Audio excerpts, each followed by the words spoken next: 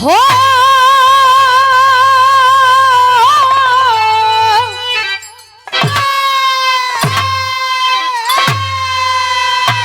हो मारी हो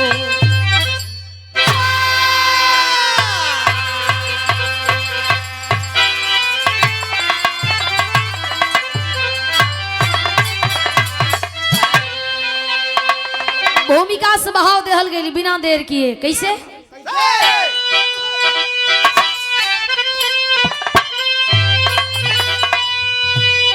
तो फिर गए युद्ध में कौरव पांडव सभी लहू बिरजू चारों की जंग में रही थी भुजा तेग तलवारों से मौत होती प्रतिदिन हजारों की जंग में हिल गई थी धरा धनुष के टंकार से बिछ गई लाश सुरमा सरदारों की जंग में रणभूमि में सारथी कृष्ण थे जीत होती सदा पानीदारों की जंग में।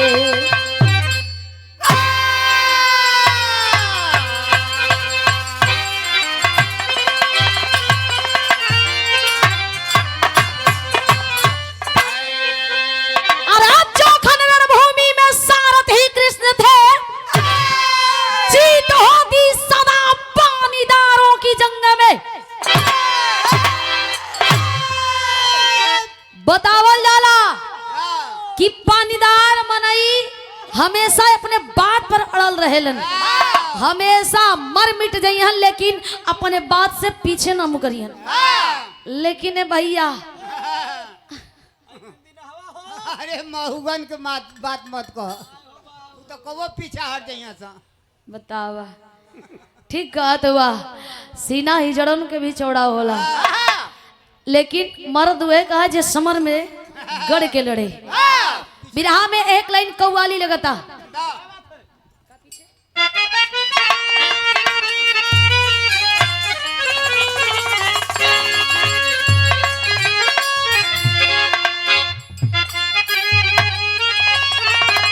आए हाय जिनकर बांसुरी के लोग दीवाना रहन,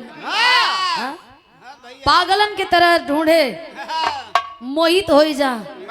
दिखाओ उनकरे नटखटर अंदाज से, उनकरे बेजाय से लाचार हो के यशोदा मैया उन्हें रस्सी में लेके ओखली में बांधत रहली, लेकिन ऐसा उनकर लीला कि वो रस्सी भी छोट पड़ गई। अच्छा वाह आवा कहा नाम बका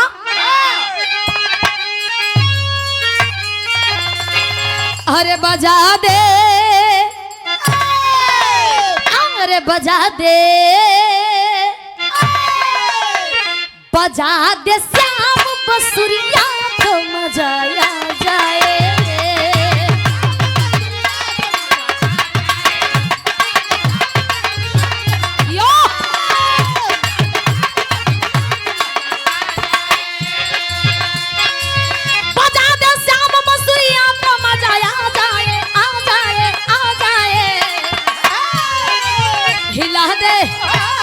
हिला दे पतली कमरिया तो मजा आ जाए।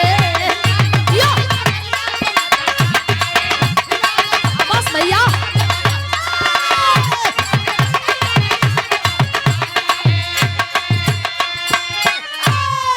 लेकिन भाव देहल गई बीरन के प्रति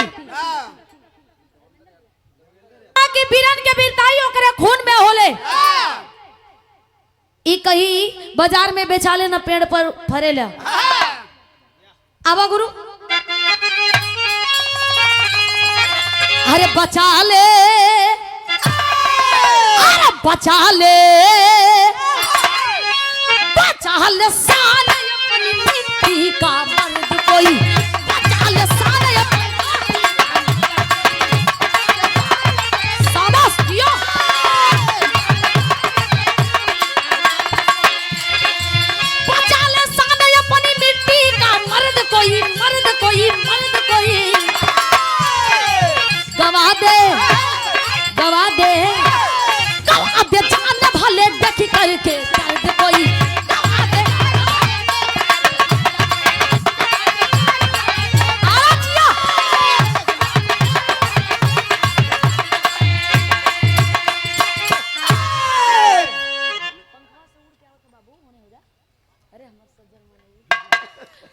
ए भैया बिरहा के जैसे शुरुआत हो गई। कहानी महाभारत से लेहल गई। बतावल जला कि महाभारत के नियम ऐसा रहे कि जब तक सूर्य दिखाई दिहन तब तक लड़ाई होई, जैसे ही सूर्यास्त हो जाइहन लड़ाई के रोक दियल जाई, अगली सुबह से फिर लड़ल जाई। हस्तिनापुर के खातिर दोनों भाई लड़तड़न, एक तरफ कौरव दूसरे तरफ पांडव। कौरव दल कहे कि सुई के नोक भर जगह ना देव, पांडव दल कहे कि लेके रहब। हक अधिकार के बात बा। आप गार्जियन हमारे सम्मानित श्री अरविंद यादव प्रधान जी, युवा प्रधान जी, युवा नेता, आप जी के द्वारा आशीर्वाद पुनः यह 1000 रुपया बहुत बहुत प्रणाम है। और हमारे बड़े अजीज बड़े गार्जियन सुरेंद्र यादव जी भट्टिया धरती से 100 रुपया दे के आशीर्वाद दिले बनी, बहुत बहुत प्रणाम बा। सकल पंच के प्रणाम पहुंचे। ए भैया बिरहा के जैसे शुरुआत होत बा कैसे?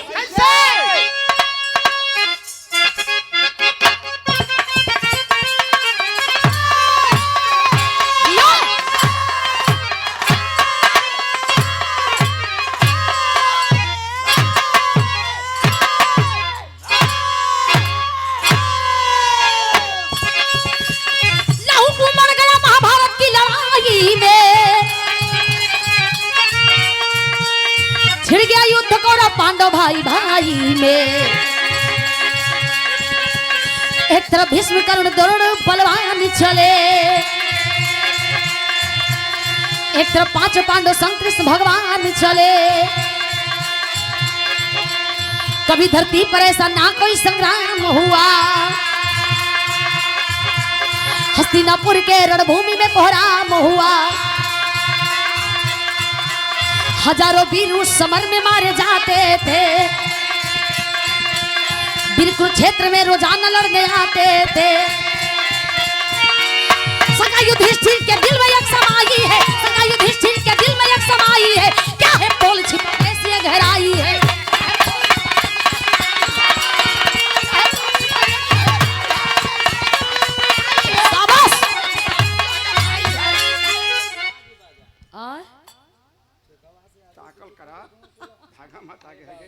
भैया ये पहलवान बड़ा गरम दल के हुन, उनसे विचलित हो जाबा तो बेचारो का कर। आज भर मैनेज कर लो मनोज भैया, तोहरे नाम मनोज है, मैनेज कर लो का करबा। दोस्त इहो बेचारे के ना तोहर बाऊ घरे रह गिलन तो ना। अरे भैया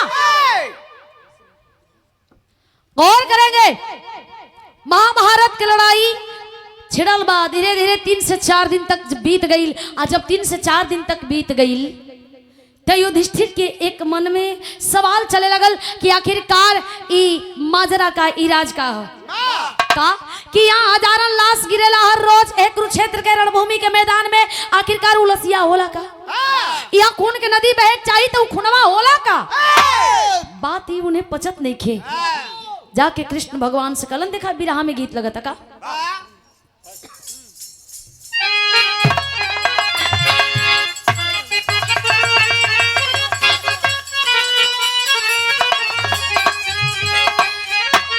देखा ये गीत, ये दुनिया ये संसार के सच्चाई बतावे जा रहा बिया। निर्गुणी भाव बका अरे ऐसन रचे वाला विधाना के, अरे है विधान बनल बा हो विधान बनल बा। है शरीरिया रऊ, है शरीरिया रऊ माटी के मकान बनल बा। है शरीरिया रऊ, है शरीरिया राउर माटी के मकान बनल बा। लेकिन गौर करेंगे बिरहा में भाव लगाता। कृष्ण भगवान से जाके युधिष्ठिर पूछत रन कहलन का, अरे तब पहले होखे दा लड़ाई, अरे पहले होखे दा लड़ाई। जंग जुझार में तबा, जंग जुझार में तबा। तोहरी बतिया पर कि तोहरी बतिया पर करब हम विचार में तबा।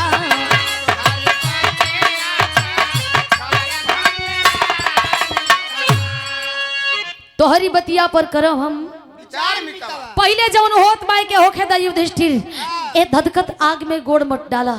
हम जानत नहीं तो हर सवाल जवाब देहब तनी सबर करे सीखला। कहत रहन का अरे जग की रण भेरी अरे जब बज गईली अरे सारी सेना आ तब साज गईली। उनकी जंग का गाज हो गइल बा एकरा में मत कूदा का खन के हो खन के देगा वहां से देगा तलवार में तबा तोहरी बतिया पर कि तोहरी बतिया पर करब हम विचार में तबा।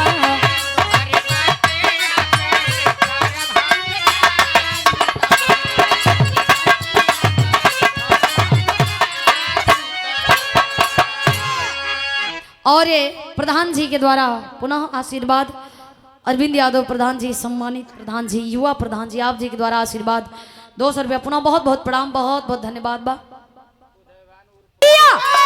कलन की ये बात पर तोरे गौर करब लेकिन सुना बिरहा में गीत बदला था का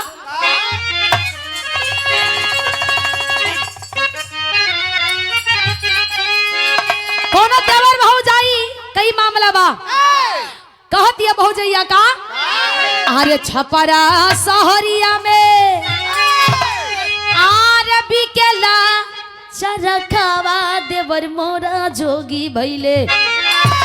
लेकिन विराह में भाव बाका अरे कहिले तूफानवा दादा भीष्म देव ने छानावा पानावा सन के हो लागल।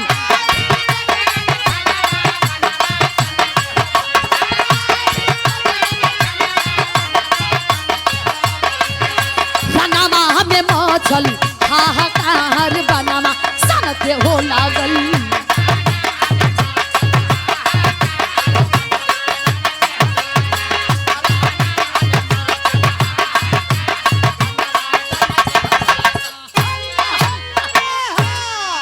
दादा भीष्म इले लड़े खातिर के एक तरफ दादा भीष्म एक तरफ कृष्ण भगवान। दादा भी समझले लड़े उनका घमंड रहे कि हमरा बाण के जोड़ा कोई बीरे ना के धरती पर लगा सके।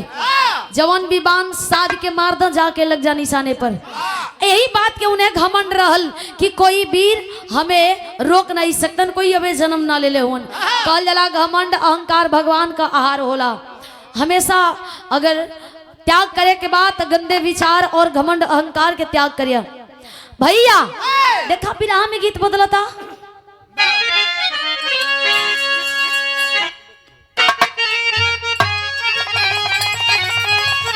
देखा देखा जियन शाह तोहार ई का काला मलकिन कब कुछ मंगले नहीं मंगली कि ना नहीं भैया ना मंगली हम कुछ लइयो नहीं दैला। ई कमजोर मनई हो इनसे मांगो का करिए बेचारी। आ कौनो मेहरारू अपने मर्द से कलश किए राजा जी हमारे एगो मुराद पूरा कर दा हमरे झुलनी पे जहाज उड़ा दा तो सुपनेखा बन जाइबू। ई मंदोदरी की भैया रावण के सार हां सुपनेखा बने के में कौन बात तू कहे कि हमर झुलनी पर जहाज वाला गढ़ानी बनवा दा। सही बात जा आवा आवा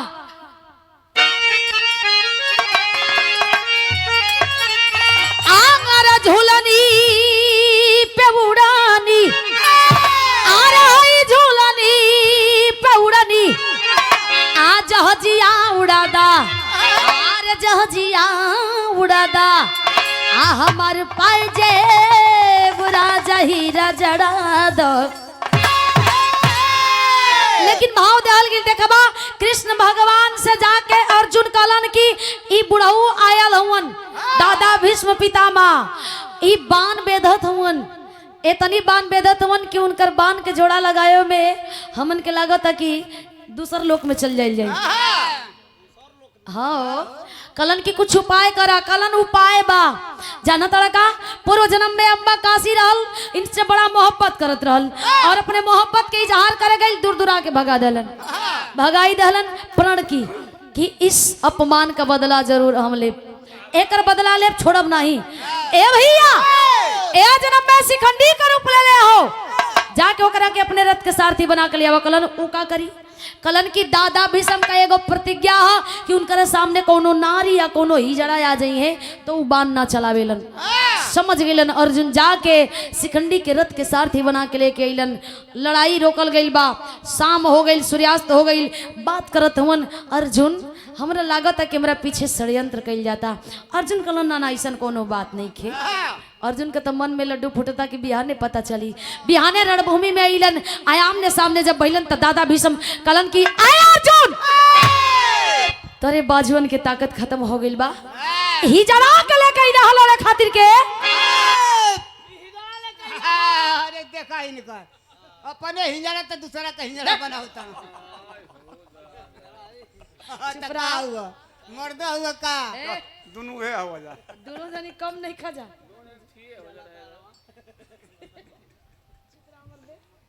आवा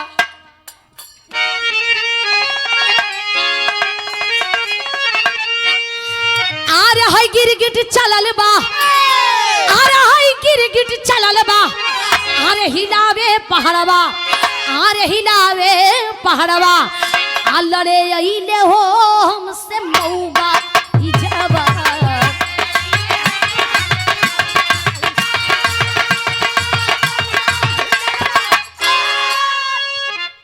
मऊगा हिजड़वा।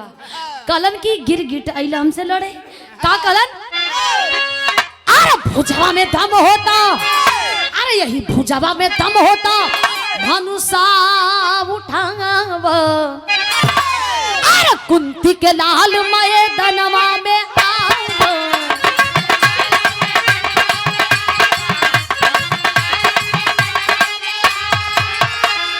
अरे गिदड़ सियार छोड़ के, अरे गिदड़ सियार छोड़ के भागा या खावा, यही हो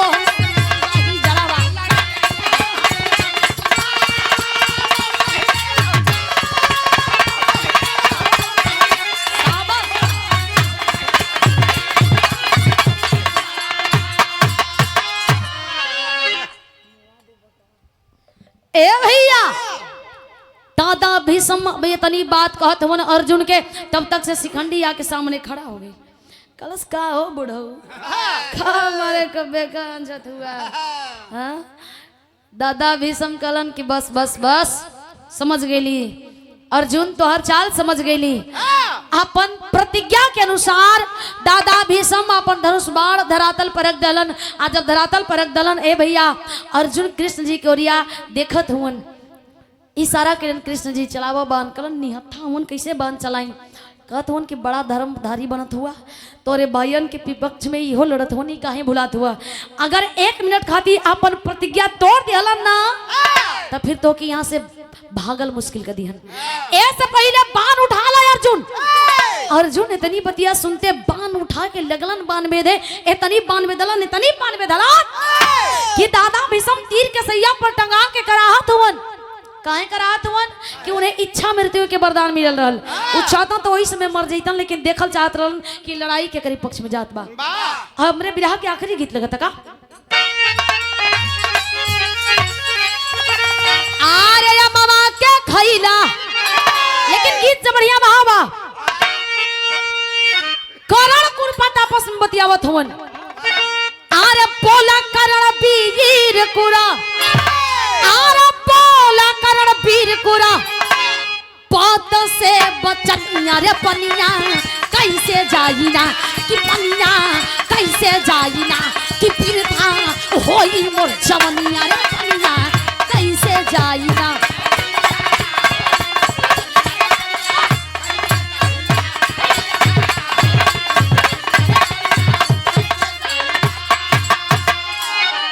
कालन के भैया ईमान सम्मान चल जाई, ए लड़ाई के मन के अपने मजबूती से लड़ाई के होई। करण या कुरपत लड़त होन का, अरे 1.5 दिन करण रण में पहले लड़ाई, अरे कामे नाही आई न उनकर बाला पीरताई।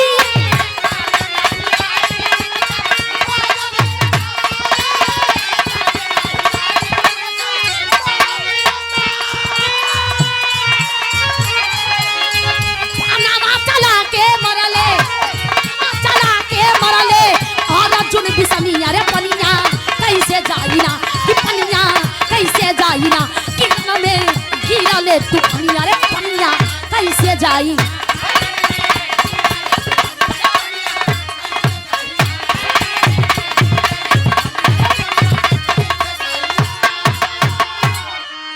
अर्जुन बाण चलावे लगलन।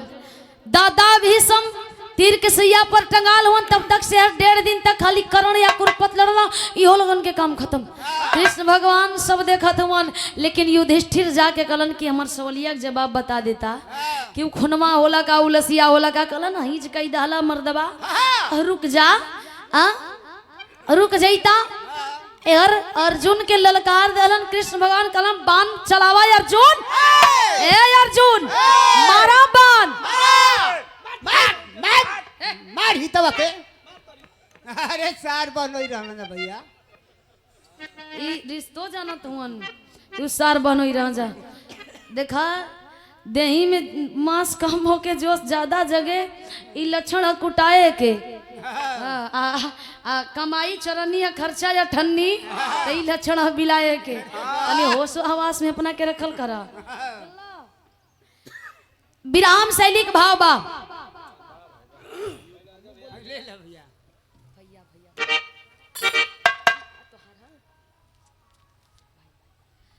ये बड़े भैया हैं हमारे अजय भैया और रवि रेडियो दुबारी साउंड के मलिकार महोदय ये भी हैं हमारे अजय भैया के द्वारा सम्मान सुंदर पुष्पहार सुंदर सफा और ये 500 रुपए देकर के आशीर्वाद दिया गया। बहुत बहुत प्रणाम बहुत बहुत धन्यवाद है। 1.5 दिन करण कुरुपत लड़लन इहो लगन के काम खत्म। एकलव्य के गुरु द्रोणाचार्य जी अइलन 3.5 दिन तक लड़लन इनहो के काम खत्म। धृष्टद्युम्न द्रौपद नरेश का पुत्र वो कम नहीं होवन कोई कोई से कम नहीं देखा विराग सलीम भाव लगल तक।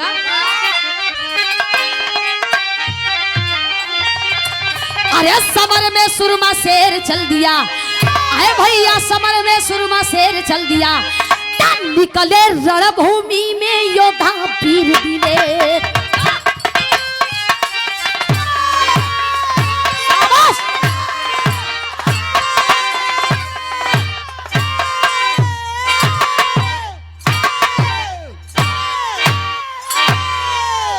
जान ले बका इधर मन का न जानला काहे जान ले भाई तो बेचारे सांस टान के चल जाएंगे नहीं हो की नहीं नहीं दम बनले है की ई चिता पर ले उठा के आ गल हुआ जान ला बान के हिम्मत आल हुन जाए वाला रह बेचारू अब हमका जाई बबे हो इनके कोरोना ना पूछो अबे ढेर दिन रह ए भैया कलन की हमारी लड़ाई है अंतिम चरण में। युधिष्ठिर पूछा तुमन कृष्ण भगवान से हमारी लड़ाई है अंतिम चरण में बचे महाभारत में है दोनों भाई बचा है नहीं कोई योद्धा समर में देख लेंगे दोनों का हम बलवीरताई। बिता 16 दिन लड़ते लड़ते करहिया और रण का करिश्मा दिखाना पड़ेगा। एक शंका है भारी मेरे दिल के अंदर तुझे मुरली वाले बताना पड़ेगा। कलन की बतावे के पड़ी अब यार और मत आजा 16 दिन बीत गए 2 दिन और बात चलो आई 2 भाई दुर्योधन दुशासन ही का करिए हम देख ले। पहले हमरे सवाल का जवाब दे दा बतावत हमर पहपट कलाई।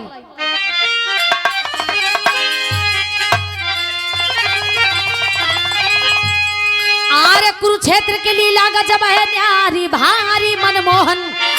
आरे कुरुक्षेत्र के लीला गजब है न्यारी भारी मनमोहन। अरे लगे बताने धर्मों को बनवारी भारी मनमोहन। लगे बताने धर्मों को बनवारी भारी बतावत हुन कलन सुना एक एक बात ध्यान से। अरे काल कराल दिकराल रूप धई आती है कयवरतिया हो। अरे खा जाती है सबके लाश को आके आधी रतिया हो। तधई के चरणवा जई हमन पुजारी भारी मनमोहन। अरे मंगी हम मंगनवा कही के तू मतारी भारी मनमोहन। कलन की काली कंकाली का रूप धर करके एक औरत आएगी और कुरुक्षेत्र के मैदान में जाके देखिए सांझे छिपके घड़ी में जौनी समय 12 बजी ओ समय का मंजर और वही औरत सारा लाश को खा जाएगी, सारा खून को पी जाएगी। जाके युधिष्ठिर बतौला के अनुसार वैसे ही देखत हुवन। कलन की युधिष्ठिर देखिया तो चुपचाप चल मत या, जाके चरण में गिर के माफी मांग लिया। तो गुनाह करे जात हुआ, गलती करे जात हुआ, कोई के साथ ऐसा छल ना करल जाला। कलन ठीक बा, जाके देखलन, देखला के अनुसार ठीक वैसे ही होत बा। जाके चरण में गिर के माफी मांगलन। कलन हमें माफ कई दा। कली माफी ना यहाँ कुछ मांगे के तो बर मांगला। आलम बतावे पड़ता का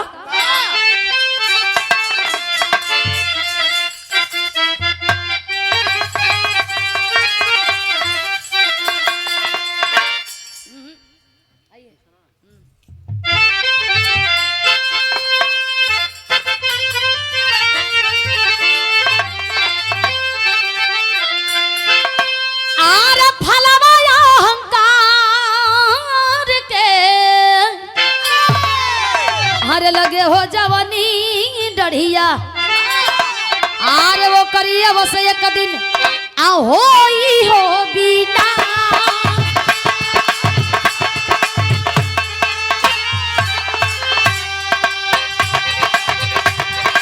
अभिमानी गुमानी के घमंड शुरू होला।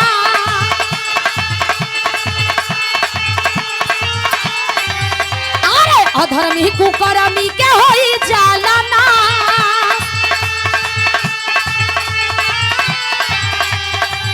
अरे सगर पता खावा धर्म के लहराला।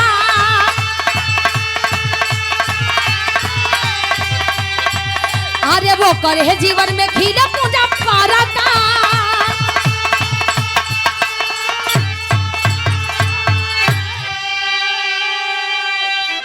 ए भैया बतावल जाला जौने पेड़ में अहंकार के फल लग गई के जड़ से खत्म कर देवेला। ई उपमा बस खाली पेड़ के देहल गइल बा। ई समझे वाली बात हम इंसानन पर लागू होत बा। जौने इंसान के घमंड हो गई के जड़ से एक न एक दिन खत्म होके के हो, चाहे चाहे वो कोनो जुक्ति कोनो उपाय लगा लेवे।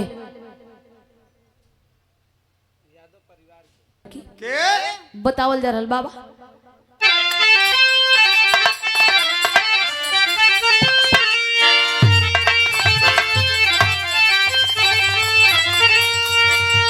युधिष्ठिर धर्मराज जी धर्म के आ रहे शिवालय में चले। दगाल कुंती के ललनवा हो हिमालय में चले।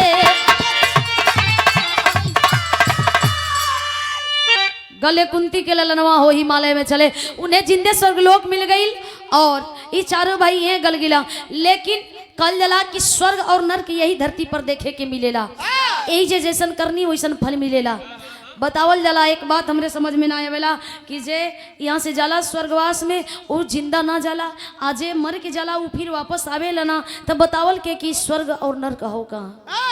ऐसे कल जाला कि यहीं पे कर्म कुकर्म के अनुसार देखने को मिलता है कि स्वर्ग और नरक यहीं पे भोग के इंसान जाता है। आखिरी बात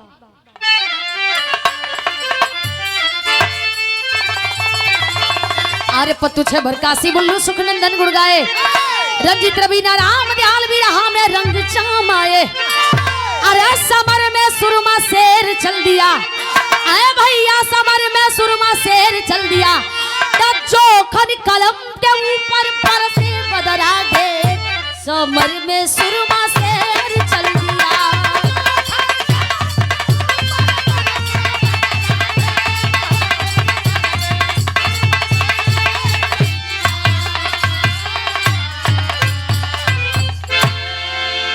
बहुत बहुत धन्यवाद।